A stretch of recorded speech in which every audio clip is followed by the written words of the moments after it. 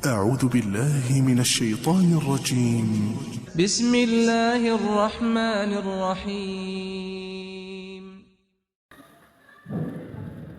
بسم الله الرحمن الرحيم. السلام عليكم ورحمة الله وبركاته. الحمد لله المتفرد لربوبية وألوهية، وأشهد أن لا إله إلا الله وحده لا شريك له، وأشهد أن محمدا عبده ورسوله بعثه الله إلى الناس كافة بالتوحيد والشريعة سمحة، صلوات ربي وسلامه عليه وعلى آله وأصحابه ومن تبعه بإحسان إلى يوم القيامة. وقال الله تعالى في كتابه الكريم: يا أيها الذين آمنوا اتقوا الله حق تقاته ولا تموتن إلا وأنتم مسلمون. وأن أصدق الحديث كتاب الله، وخير الهدى هدى محمد صلى الله عليه وسلم، وشر الأمور محدثاتها، وكل محدثة بدعة، وكل بدعة ضلالة، وكل ضلالة في النار. Ma'asyiral muslimin rahimani wa rahimakumullah. Alhamdulillah, malam hari ini kita bisa berkumpul kembali di dalam majelis ilmu, majelis yang kita membahas tentang pengenalan terhadap agama-agama Allah, yang kita berusaha mendekatkan diri atau bisa menjadikan wasilah dengan pengetahuan ini untuk mendekatkan diri kepada Allah. Maka ini termasuk majelis zikir, yang mana di dalam majelis zikir ini terdapat malaikat-malaikat yang menaungi kita, para penuntut ilmu. Maka berbahagialah kita yang bisa menuntut ilmu dalam keadaan yang diridhoi, dinaungi oleh para malaikat. Makanya kita berusaha di dalam mencari ilmu ini agar bisa menjadikan ilmu yang kita terima ini sebagai pendekat diri kepada Allah SWT, sehingga kita semakin berilmu, semakin bertambah pengetahuan kita, semakin bisa mendekatkan diri kepada Allah. Ini yang kita harapkan. Kembali lagi melanjutkan pembahasan kitab Al-Arba'in An-Nawawiyah, yaitu sebuah kitab yang disusun oleh Al-Imam Abu Zakaria Yahya bin Sharaf An-Nawawi rahimahullah, seorang ulama dari mazhab Syafi'i. Beliau wafat tahun abad ke-7 Hijriah, yang mana kitab ini bisa menjadi rujukan seluruh kaum muslimin di dunia, saking bermanfaatnya kitab ini. Kitab ini membahas tentang 42 hadis yang mana alaiha madarul Islam. Jadi dari sini kita bisa tahu tentang Islam dengan mengetahui 42 hadis yang beliau susun ini, yang beliau pilihkan di antara ratusan ribu hadis. Makanya kita berusaha menguasai kitab hadis-hadis tersebut. Kita sampai pada lanjutan hadis yang ke-24. Pertemuan yang kemarin kita sudah menjelaskan tentang hadis qudsi yang diriwayatkan oleh sahabat Abu Dzar Al-Ghifari radhiyallahu anhu. Yang mana beliau Rasulullah membawakan hadis qudsi, yaitu perkataan Allah yang versi ucapannya Nabi Muhammad, yang mana maknanya itu dari Allah tapi diucapkan oleh Nabi Muhammad, yang mana perkataan Allah ini tidak dimuat di dalam Al-Qur'an. Yang pertama yaitu kemarin kita membahas bahwasanya Allah mengharamkan kezaliman atas dirinya sendiri, sehingga Allah tidak menzalimi hamba-hambanya.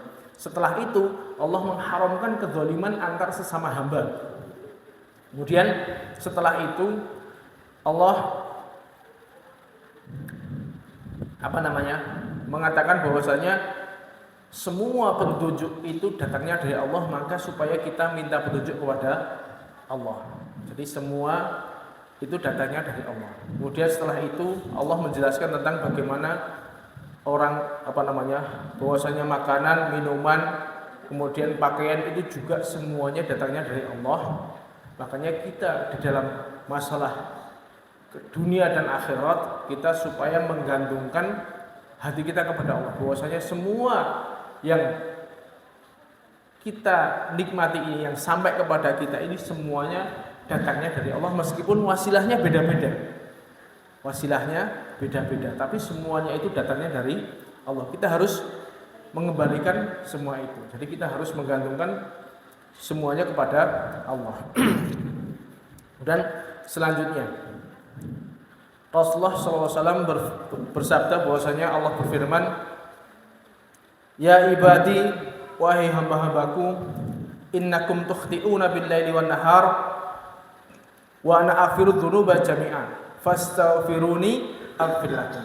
Wahai hamba-hambaku, kalian itu selalu melakukan kesalahan siang dan malam. Jadi pada dasarnya manusia itu kecenderungannya melakukan dosa-dosa. Dan Allah mengampuni semua dosa-dosa. Wa ana aghfiru dzunuba jami'an. Jadi Allah mengampuni semua dosa. Maka fastaghfiruni aghfir lakum. Mintalah ampunan kepadaku maka aku akan kabulkan. Ini firman Allah ini menjelaskan bahwasanya pada hakikatnya manusia itu punya kecenderungan untuk berbuat dosa. Pasti terpeleset dalam kesalahan. Setaat apapun dia, pasti dia akan suatu saat terpeleset. Apalagi jiwanya itu pasti akan hawa nafsunya itu membawa kepada kejelekan. Innan nafsa la'amaratun bisu. Hawa nafsu kita itu akan selalu membawa ke kejelekan. Nah, tinggal kita bisa melawan hawa nafsu kita atau kita bisa kita mengikuti hawa nafsu kita. Nah, kalau kita sudah terpeleset ke dalam kesalahan, ya kita harus istighfar. Kita harus minta maaf kepada Allah. Ya.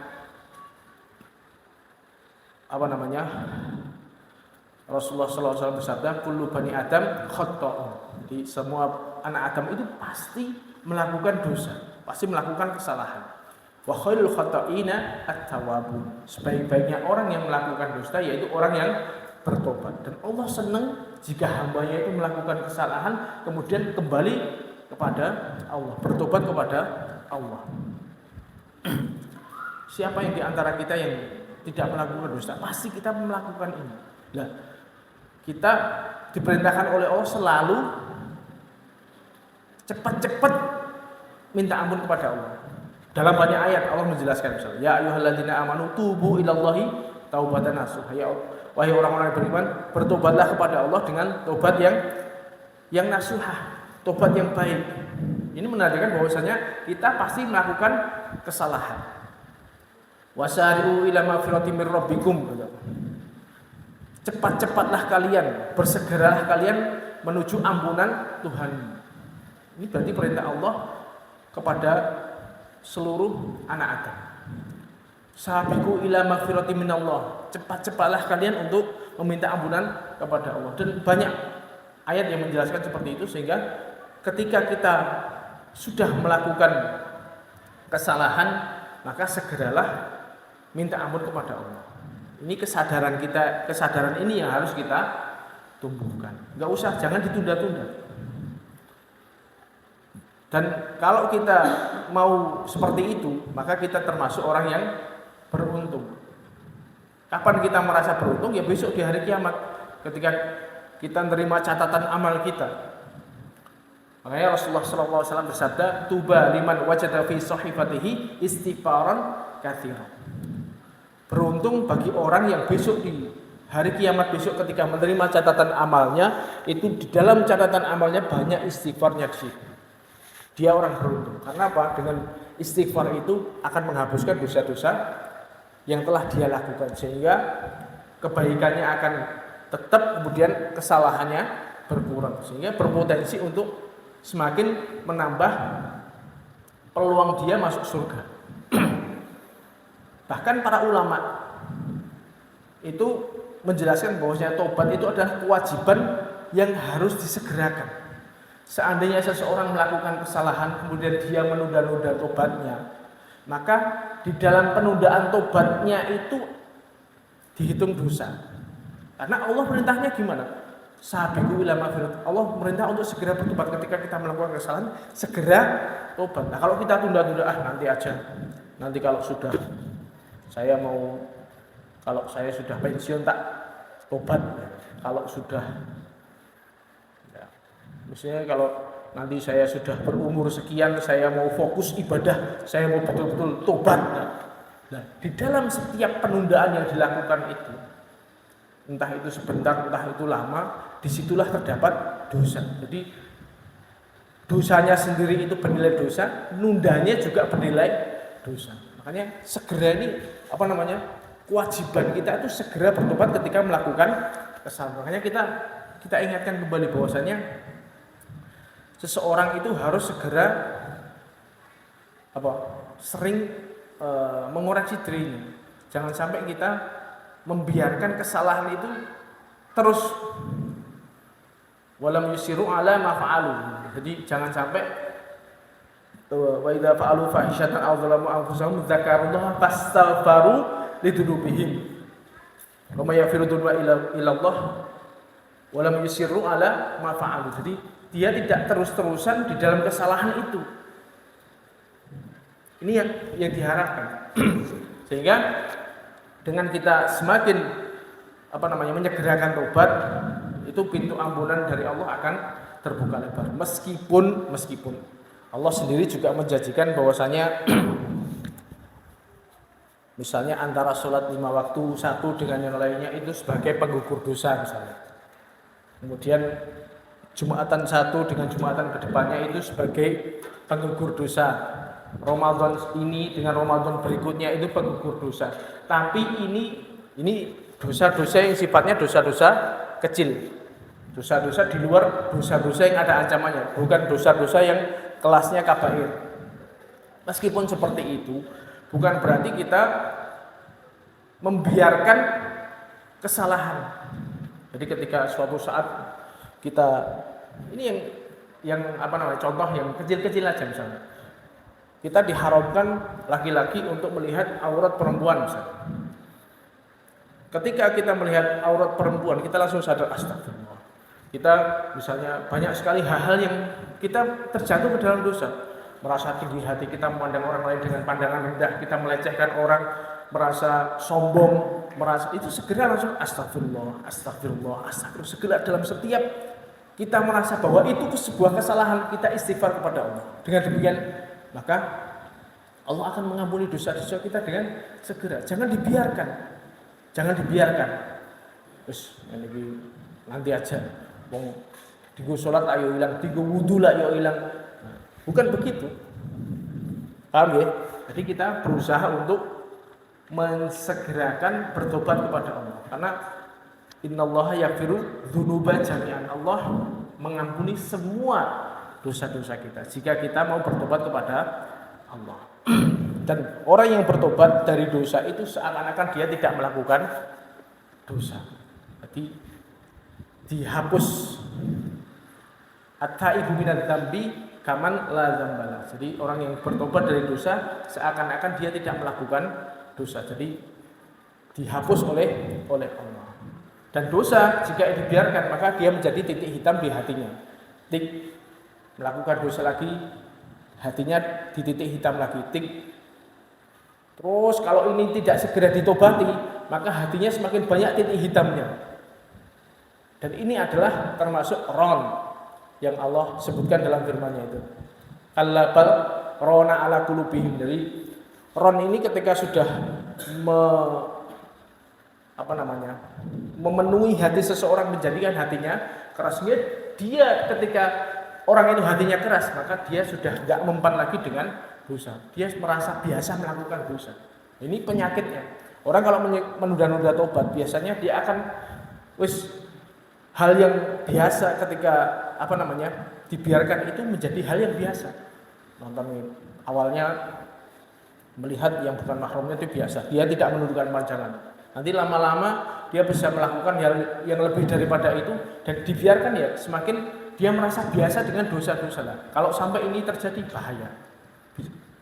Bisa menjerumuskan dia ke dalam mencelakakan dirinya di akhirat kelak. Kemudian berikutnya Nabi melanjutkan sabdanya, Allah berfirman, "Ya ibadi innakum lan tablughu dharri fatadhurruni wa lan tablughu naf'i fatanfa'uni." Wahai hamba-hambaku, sungguhnya kalian tidak ada yang mampu memberikan mudarat kepadaku dan tidak ada seorang pun yang mampu memberikan manfaat kepadaku. Ini bahwasanya Allah sangat tidak butuh terhadap hamba-hamba. Tidak ada sesuatu pun, kejadian apapun yang bisa memberikan mudarat bagi Allah, meskipun seluruh dunia ini kafir kepada Allah sekalipun, Allah tidak merasa tidak memudarati Allah. Meskipun seluruh dunia iman kepada Allah juga tidak memberikan manfaat kepada Allah. Nah, dalam Al-Quran itu banyak Allah menenangkan nabinya ketika kaumnya ini banyak yang berpaling misalnya. Ya ayyuhar rusul la yahzunkal ladzina yusaruna fil kufri.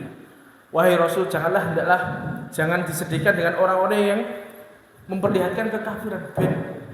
Meskipun mereka kafir, banyak dari mereka yang tidak mau iman, biarin aja. Itu sama sekali tidak memudarati Allah. La yadurrullaha syai'a, tidak memudarati Allah sedikit pun. Wa may yanqalibu ala aqibahi fala yadurrullaha syai'a. Barang siapa yang murtad, maka itu sama sekali tidak memudarati Allah sedikit pun.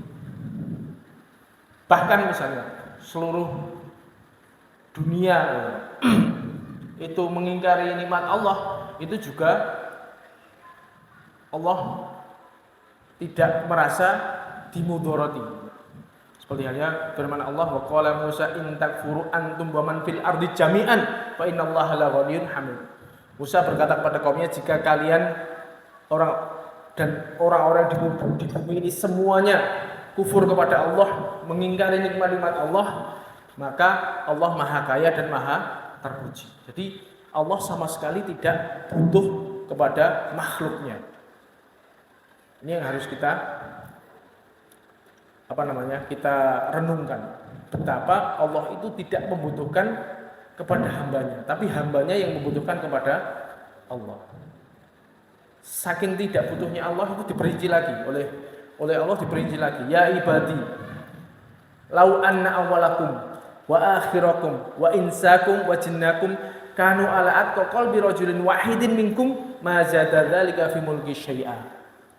Sebaliknya, ya ibadi lau anna awalakum wa akhirakum wa insakum wa jinnakum kanu ala afjari qalbi rajulin wahidin ma naqasa dzalika min mulki syai'a.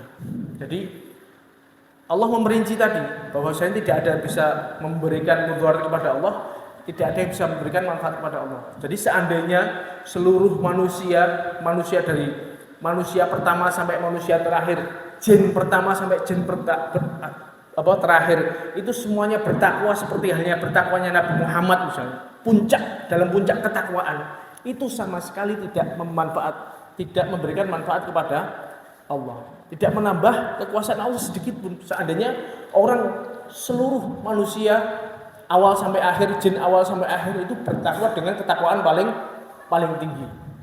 Sebaliknya juga gitu. Seandainya manusia pertama sampai manusia terakhir, jin pertama sampai jin terakhir itu semuanya hatinya rusak seperti halnya rusaknya Fir'aun. Sak dunia ini sombongnya kayak Fir'aun, dan mereka bahkan ngaku Tuhan misalnya, ana rabbukumul a'la. Itu sama sekali tidak memudarati Allah sedikit pun. Itu saking tidak butuhnya Allah kepada makhluknya. Jadi hadis ini menunjukkan bahwasanya sama sekali Allah tidak membutuhkan makhluknya. Justru makhluknya itu yang membutuhkan kepada Allah. Makanya dari sini kita harus pahami bahwasanya semua yang kita lakukan, ibadah-ibadah yang kita lakukan itu bukan untuk Allah, tapi untuk kepada diri kita sendiri. Orang yang bertakwa, orang yang beriman, itu semuanya manfaatnya kembali kepada orang tersebut, bukan kepada Allah. Beda dengan penguasa-penguasa di dunia. Kalau orang penguasa-penguasa di dunia, pemimpin-pemimpin di dunia, ini kalau punya anak buah banyak, semuanya nurut-nurut, manut-manut. tunduk kepada pemimpinnya, dia semakin semakin mulia, perusahaannya semakin maju dan lain sebagainya. Ini kalau pemimpin-pemimpin di dunia. Begitu juga sebaliknya, seseorang punya anak buah banyak, berengkele kabeh misalnya, maka perusahaan itu akan hancur. Tapi Allah tidak seperti itu. Seandainya menungso, jin, semuanya awal sampai akhir itu bertakwa semuanya, itu sama sekali tidak menambah kekuasaan Allah. Pun sebaliknya.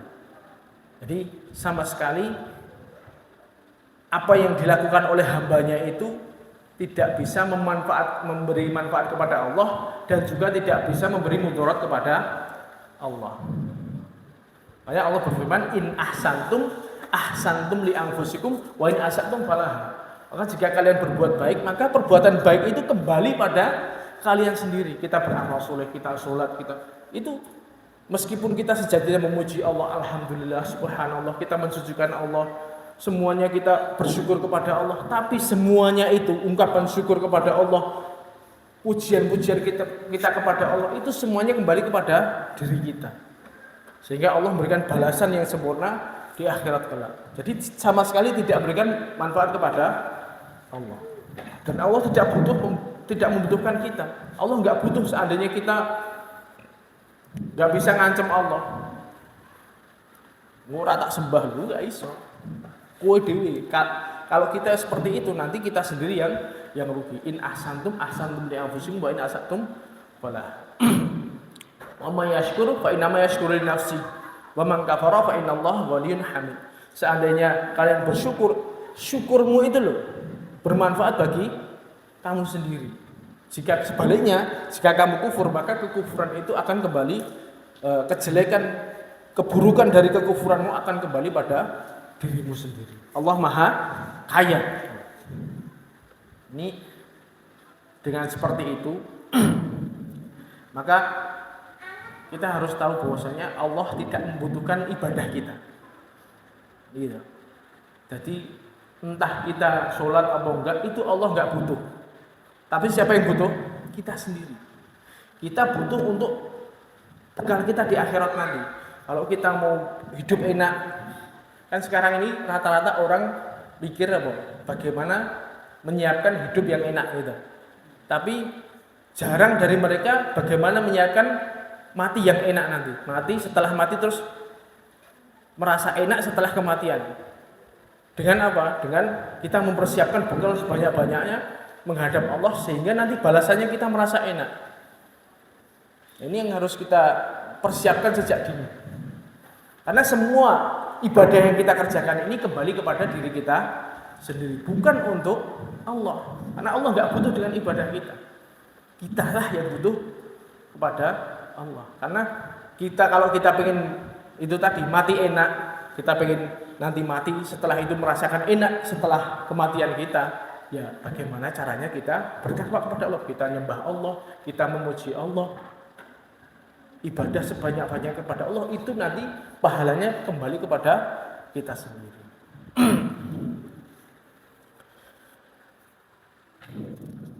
Bahkan seandainya sak dunia kufur kabeh itu tadi, itu Allah berfirman, fa in istakbaru falladzina inda rabbika yusabbihuna lahu bil-laili wan nahar wa hum la yas'amun. Seandainya mereka manusia itu menyombongkan diri semuanya, Allah juga punya malaikat yang menyembah kepada Allah, meskipun Allah juga tidak butuh kepada ibadahnya malaikat.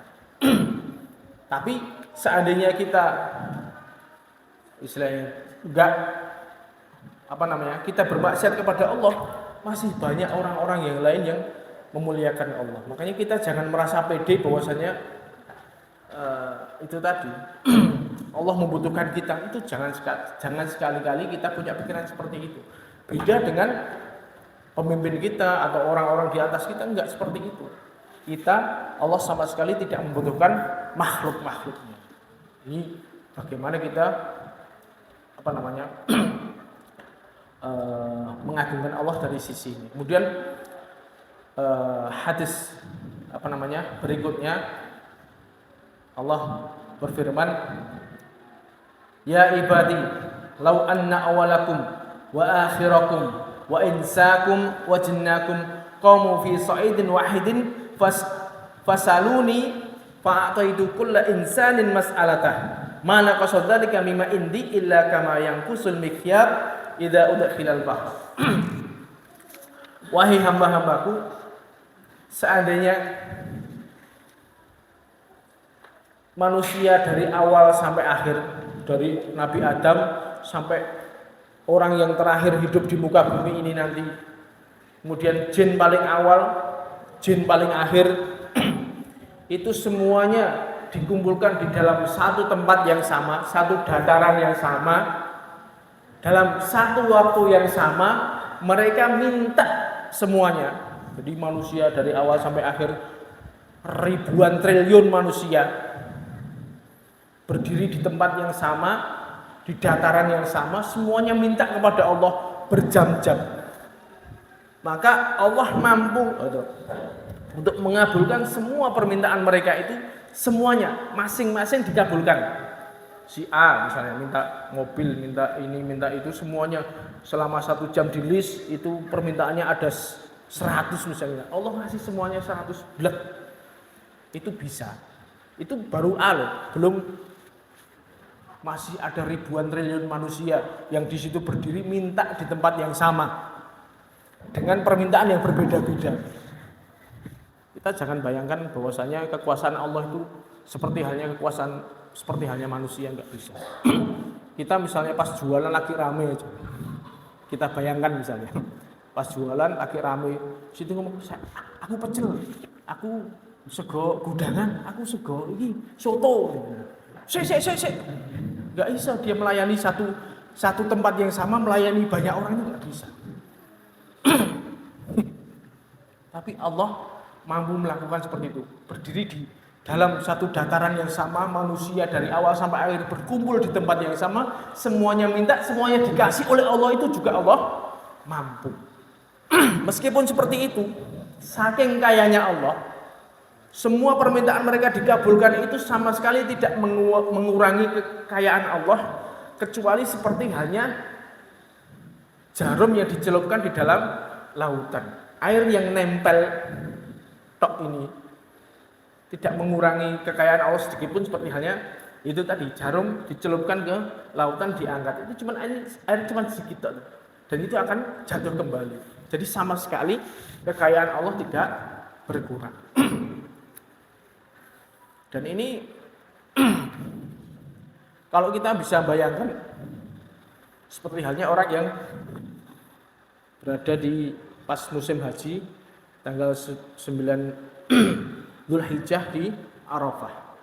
Itu ada jutaan manusia di sana,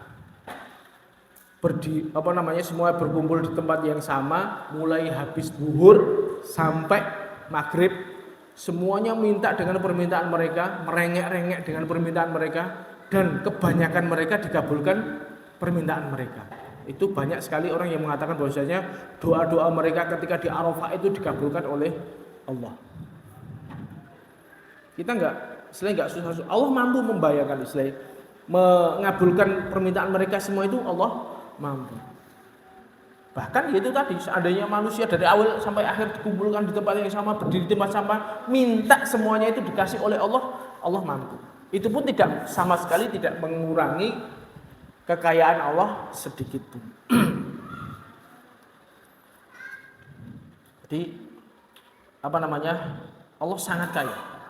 Rasulullah SAW bersabda di dalam hadis Bukhari itu, Yadullah mal'a la taghidhuha nafaqatun sahhaul laila wan nahar. Jadi tangan Allah itu penuh dengan karunia-Nya, pemberian Allah yang Allah berikan sepanjang siang dan malam itu tidak mengurangi sama sekali kekayaan Allah. Jadi Allah selalu memberikan hamba-hambanya siang dan malam itu sama sekali tidak mengurangi kekayaan Allah. Bahkan Nabi menjelaskan lebih rinci. Ara'aitum ma anfaqa mundu khalaqas samaa wal ard fa innahu lam yaghid ma fi yadi. Ngerti enggak? Berapa banyak nafkah yang Allah berikan kepada manusia semenjak langit bumi ini diciptakan. sampai hari ini. Jadi sejak zamannya Nabi Adam sudah dapat rezeki. Anak-anaknya, istrinya dapat rezeki sendiri. Kemudian anak-anaknya dapat rezeki sendiri, itu dari generasi paling awal. Kemudian sampai generasi kita itu berapa ratus generasi. Masing-masing orang itu diberikan jatah rezeki sendiri-sendiri oleh Allah. Dan begitu banyaknya manusia yang diberikan rezeki oleh Allah. Itu sama sekali tidak mengurangi kekayaan Allah. Jadi Allah ini maha kaya. Bahkan kita bisa bayangkan ketika Allah menjanjikan surga bagi manusia. Jadi buah-buahannya itu selalu ada. Dan orang yang ketika dimasukkan oleh Allah dalam surga itu kan hidup selama-lamanya. La yamutu, itu di situ hidup selama-lamanya. Tidak pernah mati. Dan selama dia hidup itu buah-buahannya itu keluar tanpa henti. Ukuluha daimun. Jadi buah-buahannya itu selalu berbuah tanpa henti. Ini kita bayangkan bagaimana kekayaan Allah yang demikian itu. Jadi semua kenikmatan yang Allah berikan kepada ahli surga itu sama sekali tidak ada batasnya, unlimited. Kenikmatan terus dirasakan oleh penghuni surga. Ini Allah mampu melakukan seperti itu, apalagi cuma di dunia ini. Jatahnya cuma sedikit-sedikit gitu. Kalau dibandingkan dengan ahli surga yang selalu full dengan kenikmatan. Makanya kita harus betul-betul paham bahwasanya Allah itu maha kaya. Maka jangan sungkan-sungkan untuk minta kepada Allah. Selalu menggantungkan hati kepada Allah, minta berdoa kepada Allah. Fa innallaha la ya'adhamuhu syai'un a'tah. Karena Allah tidak ada sesuatu yang berat apa yang Allah berikan. Jadi Allah ringan. Jika Allah mampu, jika Allah mau, maka Dia akan berikan seluruh permintaan hamba-Nya. Dan insya Allah dari kita banyak sekali ketika kita membutuhkan. Mungkin coba kita ingat-ingat berapa banyak sesuatu yang kita minta kepada Allah diberikan oleh Allah. Apapun itu, pasti kita banyak sekali mendapatkan kenikmatan dari Allah. Ini baru kita, belum lagi orang-orang di sekitar kita. Ya, itulah kekayaan Allah itu unlimited, tidak terbatas. Makanya kita jangan merasa lemah untuk berdoa kepada Allah apapun masalah kita, apapun keinginan kita. Allah akan berikan kalau itu memang baik bagi kita. Karena Allah Maha Hikmah, Allah tahu apa yang kita butuhkan, bukan apa yang kita inginkan. Jadi Allah memberikan apa yang kita butuhkan, meskipun kadang-kadang tidak sesuai dengan apa yang kita inginkan. Kemudian firman Allah berikutnya, ya ibadi innama hiya a'malukum ahsiha lakum tsumma uwaffikum iyaha. Wahai hamba-hambaku, sungguhnya semua itu adalah amalan-amalan kalian yang aku catat untuk kalian. Kemudian aku sempurnakan balasannya untuk kalian. Jadi semua penjelasan tentang bahwasanya Allah tidak butuh kepada makhluk-makhluknya, tentang bagaimana maha kayanya Allah, ini semuanya menunjukkan bahwasanya apa yang kita lakukan itu adalah untuk diri kita sendiri.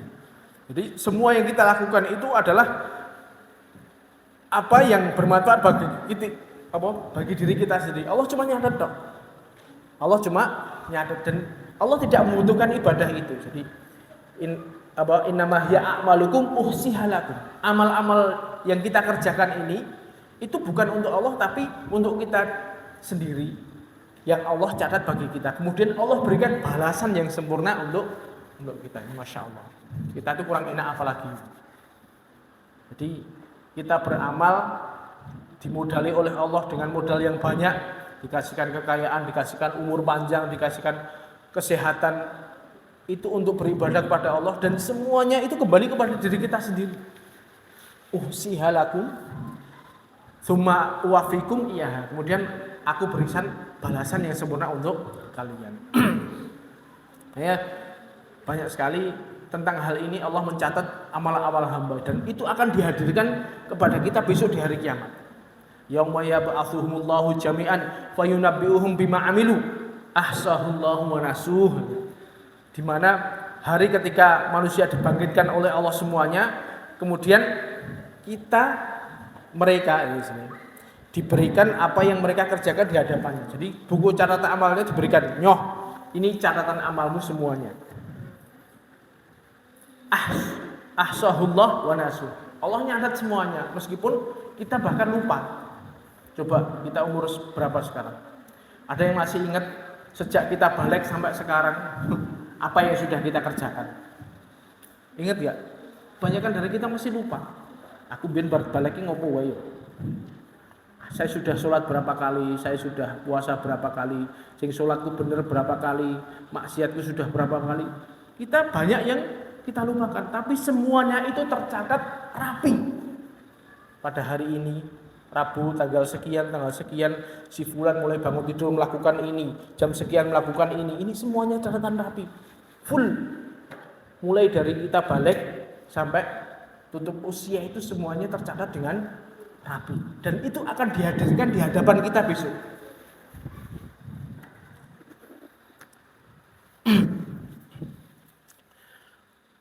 Makanya Allah juga berfirman, "Wa may ya'mal mithqala dzarratin khairan yarah, wa may ya'mal mithqala dzarratin syarran yarah."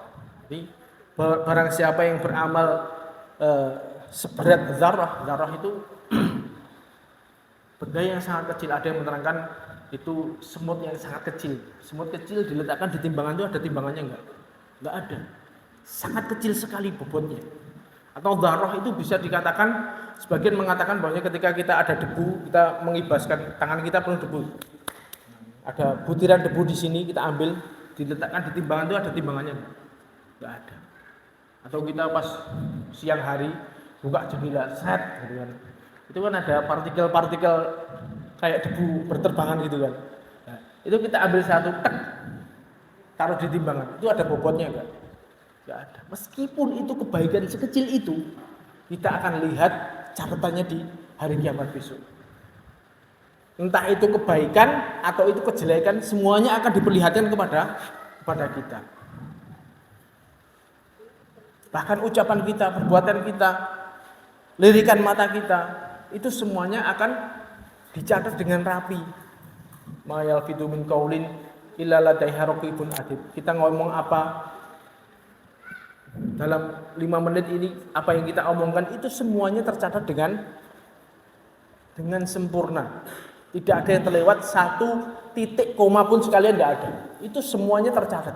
Bahkan komentar kita di medsos misalnya, kita menghina seseorang di media sosial, di WhatsApp, di Twitter, Facebook misalnya. Meskipun kita pakai fake account, kita pakai akun yang palsu, tapi itu semuanya tercatat oleh Allah. Dan itu akan kita dimintai pertanggungjawabannya kelak. Lirikan mata misalnya, kita lirik ya enggak benar, itu juga ada catatannya. Makanya kita jangan meremehkan kebaikan sedikit pun, juga jangan meremehkan itu kejelekan sedikit pun. Kebaikan sedikit itu juga ada balasannya, kejelekan sedikit juga ada balasannya. Rasulullah SAW bersabda, la tahqiranna minal ma'rufi syai'an walau an talqa akhaka biwajhin talq. Jangan untuk meremehkan kebaikan sedikit pun. Meskipun kamu cuma melemparkan senyum kepada saudaramu, kita senyum kepada saudara kita, itu dihitung sedekah dan itu ada catatannya. Besok kita lihat pahalanya. Cuman senyum toh, belum lagi kalau kita sedekah, belum lagi kalau kita membantu, belum lagi kalau kebaikan-kebaikan yang besar, yang kecil aja itu juga tercatat dan dihadirkan di hadapan kita. Ittaqun nar walau bisyikki tamrah. Bertakwalah, lindungilah dirimu dari api neraka meskipun dengan sedekah separuh kurma misalnya. Itu semua ada catatannya. Itu kalau amal baik. Amal buruk juga seperti itu. Seperti halnya ucapannya orang-orang kafir ketika besok di hari kiamat. Wa wudhi'al kitabu fataral mujrimina mushfiqina mimma fihi wa yaqulu ya wailatana ma li hadzal kitab la yughadiru shaghiratan wala kabiratan illa ahsaha. Dan orang-orang yang mujrim itu semuanya ketika dikasih kitab itu bingung. Mereka tertegun dengan apa yang di hadapannya. Apa ini? Kitab apa ini? Dia tidak meninggalkan sedikit pun, entah itu perkara kecil maupun perkara besar, semuanya dicatat rapi. Makanya orang yang dia banyak melakukan kesalahan, dia bingung pada hari itu. Dia takut dengan catatan itu. Yauma tajidu kullu nafsin ma 'amilat min khairin muhdara wa ma 'amilat min su'. Jadi pada hari itu setiap manusia itu akan menjumpai apa yang diamalkan kebaikan dan apa yang diamalkan berupa kejelekan, itu semuanya akan dihadirkan di hadapannya. Makanya kita harus betul-betul meyakini tentang salah satu fungsi beriman terhadap hari akhir. Ini kan termasuk kejadian hari akhir. Dengan adanya kita beriman dengan hari akhir ini, kita akan semakin hati-hati. Jangan sampai kita merasa aman bahwasanya kita melakukan sesuatu itu enggak ada hitungannya, enggak. Semuanya akan kita pertanggungjawabkan, yang kecil maupun yang besar. Kemudian penutupnya Allah berfirman, "Faman wajada khairan falyahmadillah wa man wajada ghaira dzalik fala talumanna illa nafsah." Barang siapa yang dia menjumpai amal-amal tadi baik dan akhirnya dengan amal baik itu memasukkan dia ke dalam surga, maka hendaklah dia memuji kepada Allah. Jadi Allah enggak butuh amalan dia. Tapi ketika dia menjumpai amalan seseorang itu baik dan Allah memberikan pahala yang sempurna berupa surga, maka pujilah Allah. Itu yang dilakukan oleh ahli surga pertama kali menginjakkan kakinya di surga. Alhamdulillahilladzi hadana li hadza wa ma kunna linahtadiya laula an hadanallah. Segala puji bagi Allah yang telah menunjukkan kepada kami surga ini. Dan kami tidak akan mendapatkan petunjuk laula an hadanallah. Seandainya Allah tidak memberikan petunjuk kepada kami. Jadi penghuni surga ketika pertama kali menginjakkan kakinya di surga, mereka mengatakan alhamdulillahilladzi hadanallah, hadana li hadza. Wa ma kunna linahtadiya laula an hadanallah. Jadi mereka semuanya memuji kepada Allah. Kita bayangkan, kita dapati diri kita posisi ini, insyaallah. Kita bisa dikatakan mungkin selama hidup di dunia ini capek, harus sholat, harus puasa, harus melakukan ketaatan, dan semuanya itu bertentangan dengan hawa nafsu. Kita menang melawan hawa nafsu sehingga hasil akhirnya kita bisa masuk surga. Masya Allah, kita betapa leganya kita mengucapkan ini. Alhamdulillahilladzi hadana li hadza wa ma kunna linahtadiya laula an hadanallah. Seandainya Allah enggak menunjukkan saya enggak mungkin bisa masuk surga. Ini kalau bisa masuk surga. Kalau dia mendapati amalan-amalannya itu baik dan membawanya ke dalam surga. Tapi kalau sebaliknya, wa man wajada ghaira dzalik, dia mendapati keburukan, dia dimasukkan ke dalam neraka, fala talumanna illa nafsa. Maka jangan dia mencela kecuali dia mencela dirinya sendiri. Yang patut dicela itu dirinya sendiri, salah dewi. Karena tidak ada yang patut disalahkan kecuali dirinya sendiri. Seandainya dia besok hasil akhirnya itu di neraka, hasil akhirnya di akhirat, dia akhirnya masuk neraka. Kita nggak bisa bayangkan seandainya seperti halnya yang difirmankan oleh Allah ketika setan berkhutbah.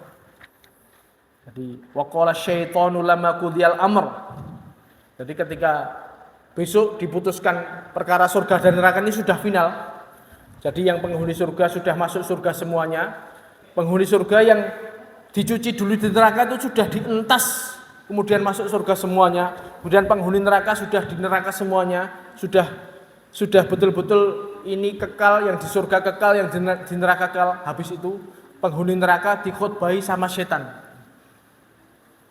Rasane kaya ngomong. Innallaha wa'adakum wa'dal haqq wa'adukum fa akhlaftukum. Dulu di dunia Allah menjanjikan kalian dengan janji yang benar. Kalau ada seseorang ngajak kebaikan itu sebenarnya ya yang benar kayak gitu. Saya menyelisihinya, saya ngajak kalian kepada kejelekan. Tapi maka naliya alaikum min sultan illa anta autukum fastajabtum li. Tapi saya enggak punya kemampuan untuk maksa kalian, enggak ada dari kita ketika melakukan maksiat itu betul-betul bergerak dengan sendirinya, enggak ada. Setan cuman bisik-bisik kayak dibisik-bisikan kepada kita. Ada sesuatu misalnya sesuatu yang haram dijibuk wae man-man wi. Pumbung badi ya.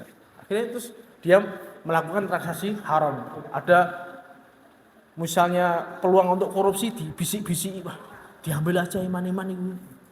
Itu setan cuman bisik, siapa yang ngambil?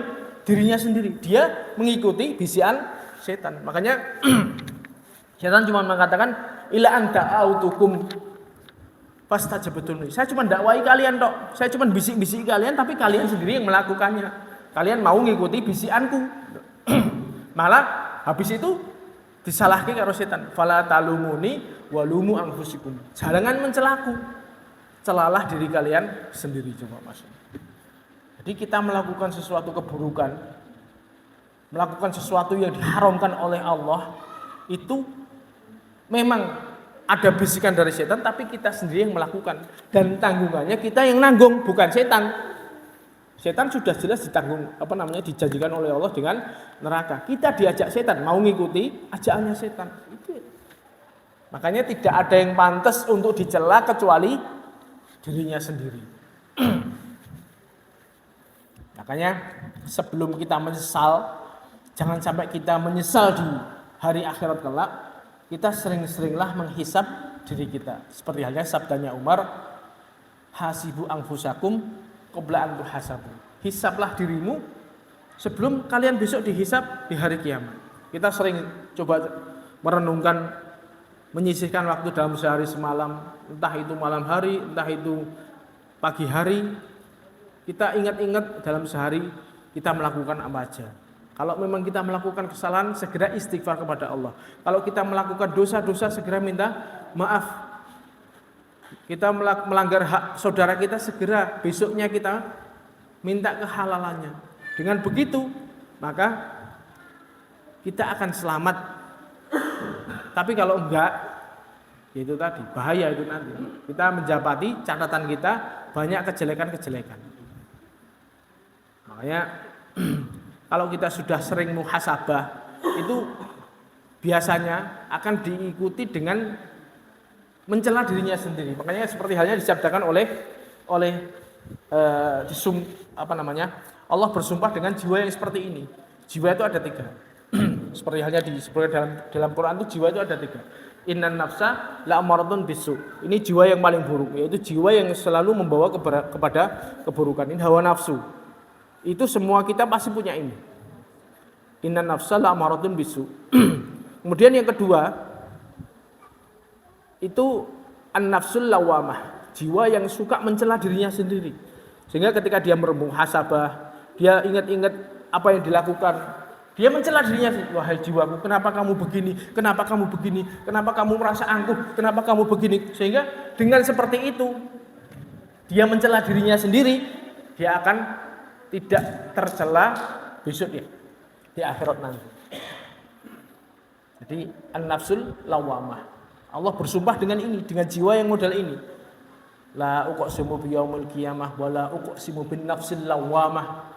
Jiwa yang suka mencela dirinya sendiri ketika dia bermuhasabah, dia mengoreksi dirinya, dia mendapati dirinya banyak melakukan kesalahan-kesalahan, dia cela dirinya sehingga memperbaikinya setelah itu. Setelah dia mencela dirinya, dia memperbaiki keesokan harinya. Ini yang orang-orang model seperti ini, dia akan tidak mencela dirinya di hari kiamat. Kalau enggak seperti itu, seperti halnya orang kafir ini, maka tidak ada yang pantas dicela kecuali dia harus mencela dirinya sendiri. Nah, kalau dia mencela dirinya di akhirat, maka akibatnya fatal. Makanya masih mending di dunia kita sering mencela diri kita sendiri. Ya Allah, kok yo ngopo to iki mau aku dadak ngene iki. Iki ngopo to aku dadak ngene iki. Itu masih mending, itu bagus. Jiwanya masih bagus. Tapi kalau dia melakukan kesalahan, banyak melakukan dosa-dosa, itu sama sekali dia tidak merasa dosa. Wah, ini bahaya ini.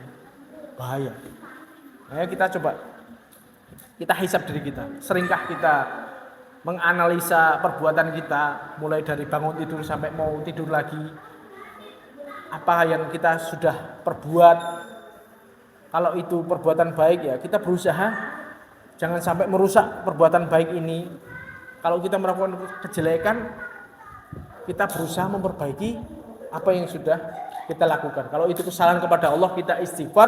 Kalau itu kesalahan kepada sesama manusia, kita berusaha minta kehalalannya. Dengan seperti itu, maka kita akan selamat di akhirat nanti. Makanya itu yang di akhir hadis ini Rasulullah SAW menjelaskan seperti itu. Fa in wajada khairan falyahmadillah. Maka ini yang kita harapkan, semoga mudah-mudahan semua yang ada di sini kita dapati besok di hari kiamat itu kita akan mendapati amalan kita menjadikan amalan yang baik sehingga memasukkan kita ke dalam surga dan Allah menjauhkan kita dari neraka. Insyaallah itu yang bisa kita sampaikan pada pengajian malam hari ini. Wabillahi taufik wal hidayah. Subhanakallahumma wa bihamdika asyhadu an la ilaha illa anta astaghfiruka wa atubu ilaik. Assalamualaikum warahmatullahi wabarakatuh.